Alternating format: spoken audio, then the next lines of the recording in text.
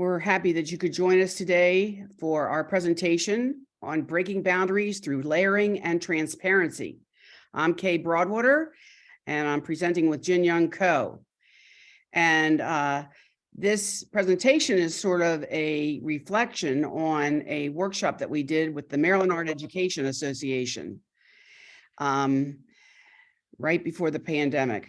And we used the idea of choice-based art education just because we supplied many different materials for our participants to use.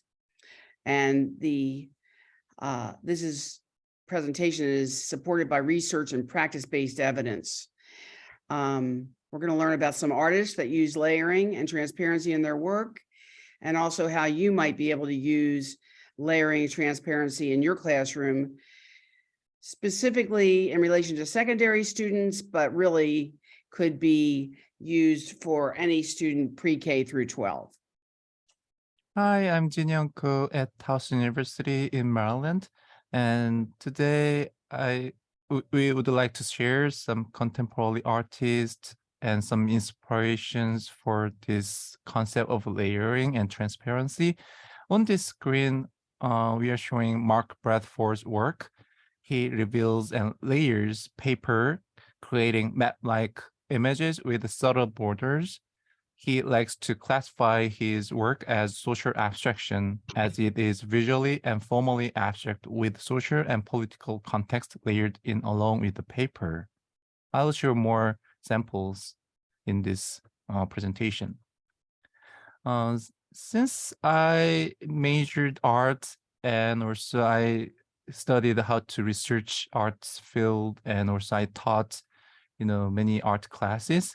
And my experience as an art educator and researcher are not independent of my experiences as an artist. Each facet influences and is influenced by the others.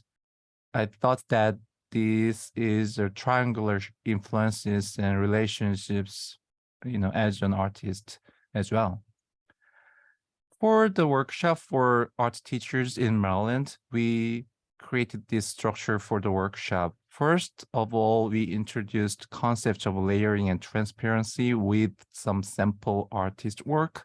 And then we had hands-on activity to experiment some diverse media to connect the theme of transparency and layering. Then after the workshop, we shared their reflection and their, ideas on their work. And first of all, the concept of layering is not the new way of creating art. It's in watercolor painting or oil painting or collage or assemblage. There are so many ideas, and also newly there's digital version of layering projects. And when I teach Adobe Photoshop, definitely we have to understand how to make the layers of the image, and also we can create the vague layers on this sample image. Traditionally, when you learn about the depth of field, we learned about vanishing point to understand how to make illusion of depth of field on the two-dimensional flat surface. But layering is one of the way to think differently to show the depth of field. I'll share more examples in presentations as well. Here's Kay Broadwater's example. Yeah, during the 2020 election, our colleague Diane Kuthi had a art show that was held outside, and we were all creating images to get out the vote. And we actually mailed our images to people. So I mailed mine to my cousin. And but you can see here the use of layering and transparency in this piece, where mostly it's just pieces of envelopes and that have been cut apart and layered on top of each other. There were many other examples at the outdoor art show that was put up like a PowerPoint outside. It was very cool. And then also I worked a little bit with layering and transparency through a series of silk screens I did on glass. And, you know, glass used to be the preferred form for transparency all the way back to actually ancient Egypt, but also through, you think about the stained glass and how that would shine was very enticing for people to look at. Nowadays, people are using plexiglass and cellophane because they're much lighter in weight, they're easy to cut, and they're easy to shape and affix to surfaces. So we're going to hear more about that as we go. Also, yeah, for my personal artwork, I considered the topic of coincidences, and because when you create art like paintings or when I take pictures, I thought about how I decided. It's the collection of many decisions and also many moments of one's events. And as an outcome, I have learned to collect diverse moments to collapse time and shed light on the irony and fragility of humanity. I was inspired by this concept of layering and moments. Mm. This is one of Jin Young's pieces that really is a great example of digital layering, and he can explain it more, but it was it is now part of the permanent collection at the Philadelphia Museum of Art. And Peter Barbary, who is the curator of photographs, said this about Jin Young's portfolio, that it represents impressive achievements because of its sensitive representation of photography's relationship to time and its subtle melding of landscape traditions and contingent pictorial elements. And I think that that's so interesting about this, about layering and transparency, is that the art form has a potential to extend our thinking and extend our reflection. And that's why I think it's a very, very powerful practice to use with our students. Yes, when I teach Adobe programs, students learn how to make layers, but it's very simple technique. It's a simple function.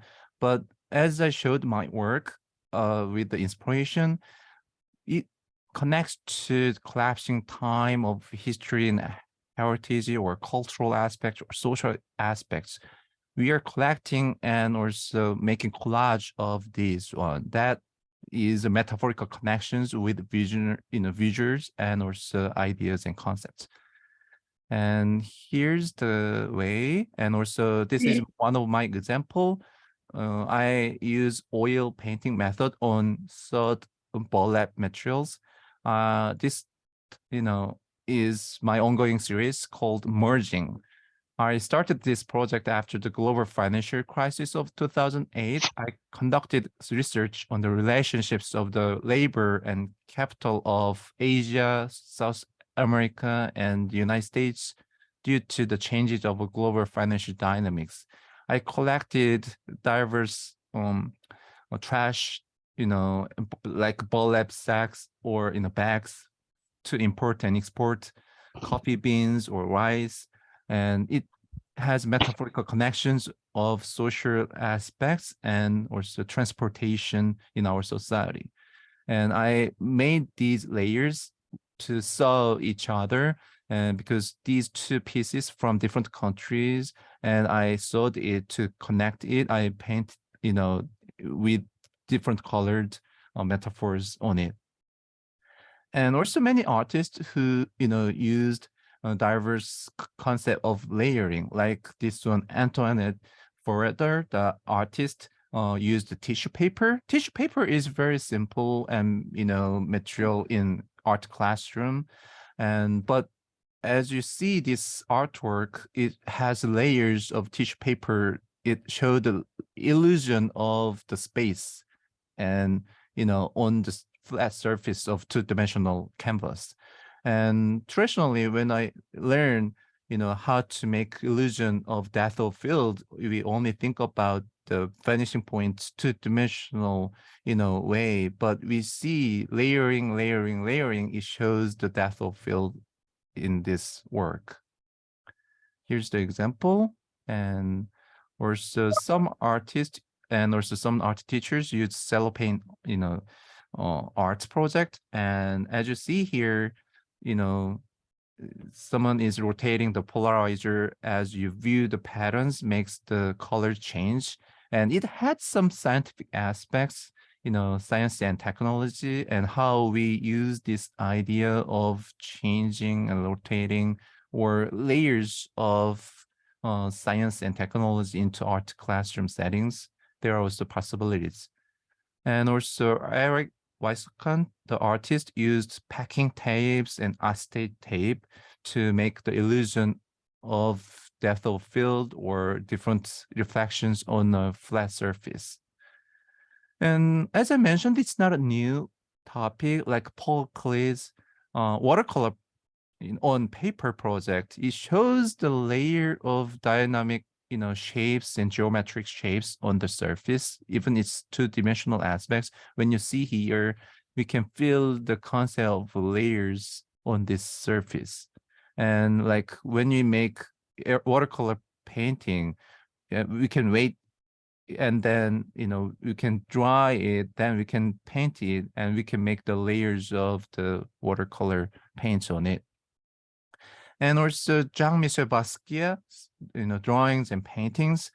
He painted and diverse symbols of African American culture, and he celebrated the achievement of the heritage, and he collapsed time of collecting the American society. And here's the example from the exhibition at Brooklyn Museum.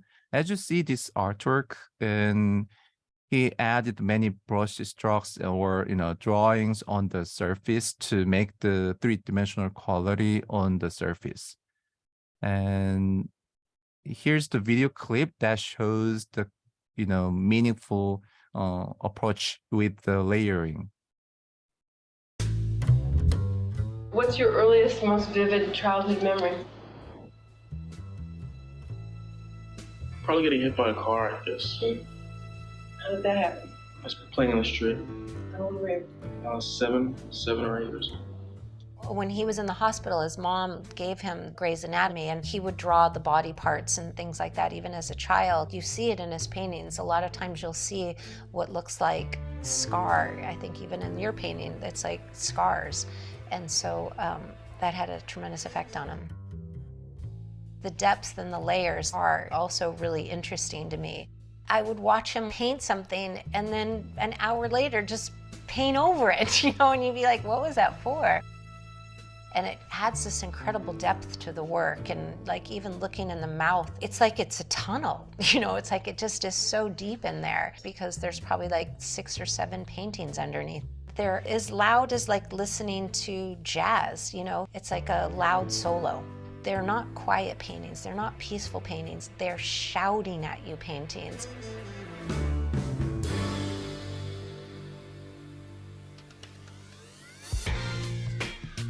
Jean-Michel loved the idea that he was a mystery, that he was kind of an enigma. Once people started telling stories about him, I think he realized that those stories kind of created this mythical character. He had this idea, even at like 20, 22 years old, that he was going to be super famous. Like he thought he was going to be the next Picasso. And I think he would be super, super happy because he did what he said he was going to do. He guaranteed his placement in art history. But I also feel like he opened the door for other African-American artists. To me, the sadness is just that he's not here enjoying it because he would have a lot of fun. So one of the example we showed for the workshop it was Mark Bradford. And Mark Bradford gathered, some materials from informal economic systems of the inner city, mainly hometown in Los Angeles, which is known all his life. They are advertisements that offer legal services for divorce suit or debt, labors or cosmetic improvements, weaving together tales of a particular marginal part of American society. Here's the example. He created the collage on paper project, and he made this kind of collage and, add some, social and political aspects at the same time. Through manipulation, he abstracted the words and cheap and disposable papers into powerful images of a connected mass, recalling histories, communities, and stories of race, economics beyond his Los Angeles hometown, revealing the urban density of cities and exploring historically and racially charged events. He also applies ripping, cutting, burning, sanding, and scratching to his surfaces, revealing violence and American trauma through the work. He collected the billboard paper or magazine, or permanent wave and papers from the memories of his mom. His mom worked in in a hair salon for African Americans in LA. Here's the video clip how he applied that concept on the work. Black people and hair. I take twine, string, glue all down around it. And then I take the billboard paper and I turn it on the back side, not the good side, but the back side. I lay it on and let it dry, and and then I sand it. Shh. And some, you can't, the language is all gone, a little bit gone. Sometimes it works better. It's just information in the city. You see it all the time. I found some. Oh, that's nice. My head. Why don't you want to put that over there? My practice is both decollage and collage at the same time. Look at that fit there. How would that look? The decollage, I take it away, and then collage, I immediately add it right back. Sometimes you have to not put stuff on top. You gotta retrieve something that's under the bottom.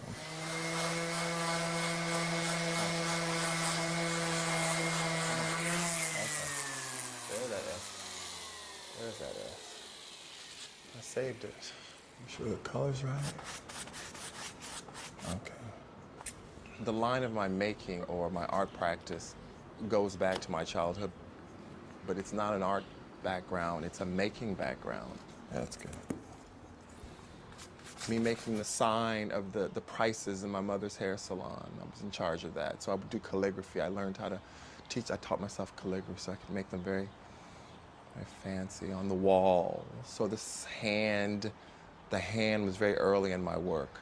Signage, text, but not perfect. And I always got a little slimmer at the end because I wouldn't measure it properly. But it worked out. She always said, oh, next time it's okay. When I raise the prices, you'll have another chance. Yeah, the making. Yeah, I've always been a maker. In Daddy, Daddy, Daddy, I was using materials that had memory from working in the hair salon. And I was using a lot of end papers. End papers are used when you are doing a perm. I was also thinking a lot about music at the time, music fragments. So Daddy, Daddy, Daddy kind of came out of that. Black Venus was one of the map-like paintings. I was really thinking of map making and also the history of abstraction. Because in some ways I look at maps as sort of these abstract grids. Baldwin Hills is where the sort of black, wealthy people of Los Angeles live. And so I went driving around and came to an address and I made up an imaginary story about who lived there. I actually Googled and Google mapped this address, and then it just became more and more pushed into my imagination. Black people. Yes, this is one of my student work, and they use diverse materials. And as you see here, paper is very simple and basic material, but it has some layering, and also it has the shadows. When we see it, it's very three-dimensional sculpture project with the light sources, and also there are more possibilities. When you call it layering is the topic of the class instead of watercolor painting or drawing. There are more possibility to invite diverse ways of create with diverse materials. Okay, so we then started our hands-on activity with our participants, and we encouraged them to explore journaling, collage, and they actually started out working collaboratively just to explore with the materials. And our idea was that it was more important, the process was more important than the final product, that we wanted them to explore, experience with a bunch of different materials through creating depth through layering and transparency. As you can see, there were a lot of materials here that students were playing around with pieces of acetate, drawing on them, and then layering them and relayering them. And it was interesting to see cause and effect, to see what kinds of different trial and error and different aspects that they could achieve. The intersection of various media, ranging from traditional techniques to modern multimedia practices, can all be in use here. So you can see a wide variety of media for them to choose from. And we also use some technology where they could use their phones or their computers to gain access to photographs or historical documents. And all those things were used together to create their piece. Here's the example, like where people were printing off memories from home, memories of family, historical figures. And a lot of this has to do, it was interesting, but I felt like the outcome was a lot of things had to do with human relationships, and which we all know are multi-layered. And I think that was underlying the artwork that was produced. Also, the other thing that's interesting is that you can work large or small. You could work with children using a postcard or an index card, or you could go all the way to using like a huge piece like Mark Bradford. So it's interesting that layering and transparency can be done at any size too. And like in the beginning of the workshop, the students were working collaboratively, just trying out new things and seeing about what was transparent and translucent, and through moving things about and experimenting. Here's more of that. They were practicing before they got started. And that was good. And there's another example where people were working together, mostly using the acetate and layering it and changing the levels so that the image would look different. Yeah, when they just create the patterns on the paper, later they, can't compose it, but they have transparent film with the patterns. They can change the order and they can discuss which one can go, first, then later they can just discuss to make, collaborative patterns together. That's the metaphorical connection for example, our life and society is just one single layer. It's very complex and it has some, very diverse and complex aspects. We can just talk about the individual patterns and some stories behind it. Also, the students might choose to keep some areas opaque, just to be able to make a statement. They don't everything, some of the areas might be opaque, some might be transparent. That tends to give a really strong feeling of reflection when you see different art techniques used in one piece. So here's just experimentation. And we have several slides of what students did just to experiment in the beginning using the acetate.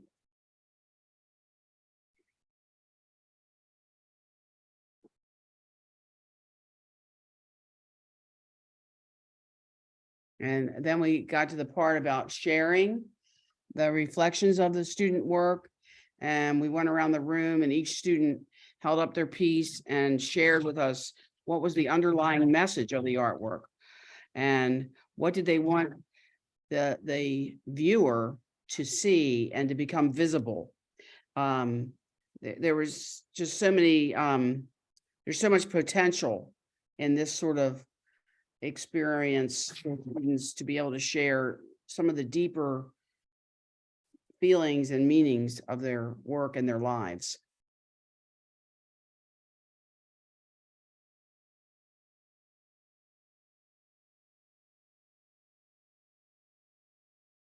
This student was sharing about home and family using cellophane and a photograph and some wallpaper and tissue paper and then some painted paper that she then tore and added along with some string. So there were many, many different materials that went into this piece. And this one too, some of the people in the class were talking about military issues and about war and about being a veteran. And so we had a lot of deep thought went into the work. Here we had Dr. Jane Bates was with us, who has authored several art education books, and she did one about fire and how fire can be transparent and also the many layers of fire when you're looking at a fire. So that was awesome too. Here one student is reflecting on his piece. Earlier kind of led through, so that was really cool. Yeah. I was just trying to like take things back, and I stopped for a minute to read an article about David Simon, and I found this word homage in there, and I was like, that's really the crux of it all, is like in trying to create an homage to someone else. There can be a lot of problems in other people's opinions and things that you're going to get into. See, we have a lot of depth. Yeah, as Kay mentioned, there is a lot of depth, on this work, and it, for example, this participant used diverse, historical ideas, and he read articles.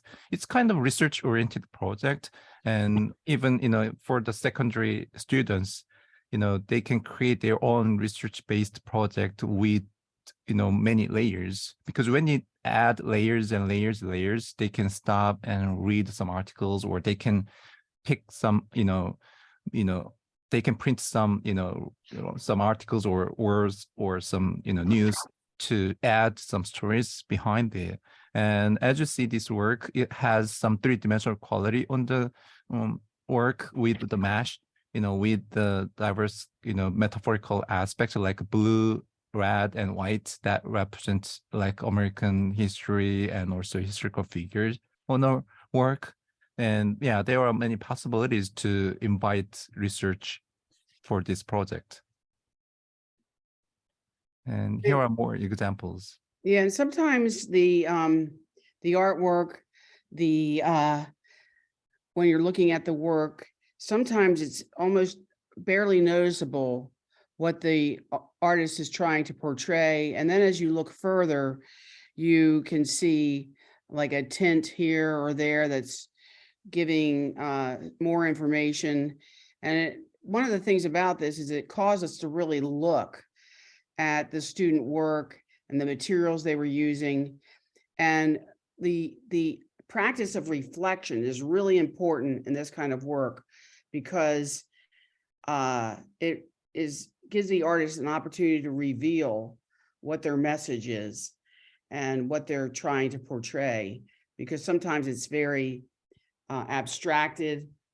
And by using reflection, it's like an opening. It opens the window for the viewer. So I hope you enjoyed our presentation. I hope you'll enjoy doing some layering with transparency in your classroom. Thank you. Thank you.